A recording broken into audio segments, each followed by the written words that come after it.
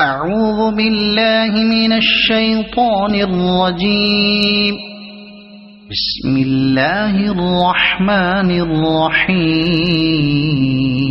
القارعة ما القارعة وما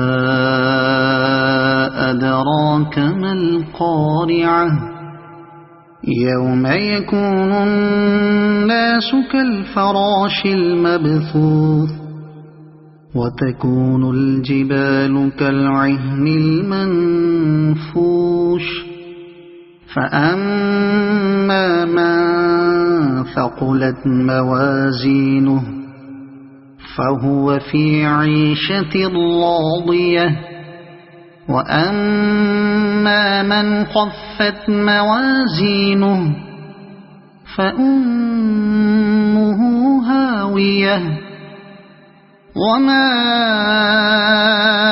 أدراك ما هي نار حامية. صدق الله العظيم.